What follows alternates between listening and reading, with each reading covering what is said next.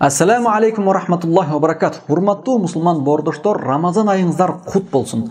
Аллах Таала фарз кылган Рамазан айында орозо кармаган адам эки чоң пайдан алып чыгып кетет. Өзү негизи орозо кармоодо пайдалар көп. Бирок алардын эң негизгилеринен айта турган болсок, эң негизги эки чоң пайдан алып чыгып кетет.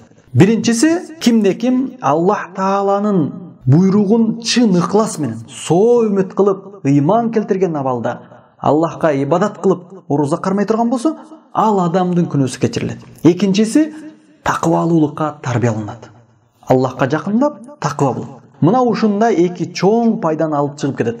Кимде-ким Рамазанда ибадат кылган болсо, ал такыба болот жана күнөөлөрү кечирилет. Бул тууралуу Аллах Таала Куранда айткан Бакара сүрөсүнүн 183-аятында: "Я айюхаллазина аману кутиба алейкумус-сиям кама кутиба алаллазина мин кабликум лааллакум таттакун". О Аллахка ыйман келтиргендер, силерден мурдагы коомдорго, силерден мурдагы элдерге орозо фарз кылынганы сыяктуу эле силерге дагы орозо кармооңор фарз кылынды.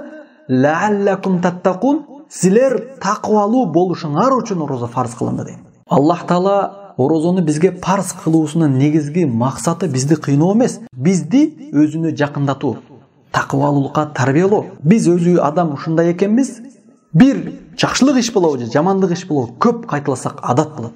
Аллах Таала бизди жакшылык ишке адат кылууга чакырып Рамазан орозосун фарз кылган.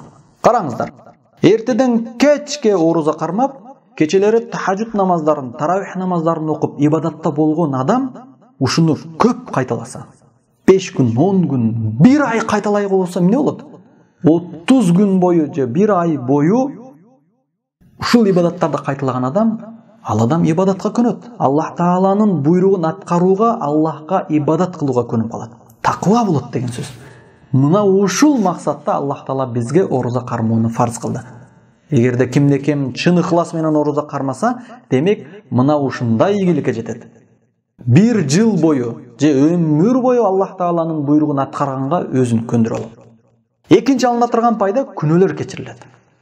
Баарыбыздын максатыбыз ушул, күнөөлөрүбүз кечирилсе экен деп. Кимде-ким күнөөлөрүн кечирилүүсүн кааласа, анда орозо кармасын. Пайгамбарыбыз Мухаммад саллаллаху алейхи ва саллям: "Ман сома рамазанан иманан ихтисабан", кимде-ким орозо айында ыйман келтирген абалда, Аллах Тааладан сооп үмүт кылып орозо кармаса, гуфира лаху ма тақаддама мин замби, анда анын күнөөлөрү кечирилет деген.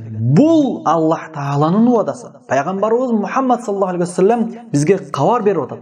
Сахих Бухари жана Сахих Муслимде келген бул сахих хадис. Келиңиздер, Аллах Тааланын буйругун аткарып, чын ыхлас менен, ыйман менен Аллахтан соо үмүт кылып орозо кармайлы, күнөөлөрүбүз кечирилет жана такыбалуулукка тарбияланабыз, такыба болобуз, Аллах Таалага жакындайбыз. Кулу каули хаза ва астагфируллах ли ва лакум. Ассаламу алейкум ва рахматуллахи ва баракатух.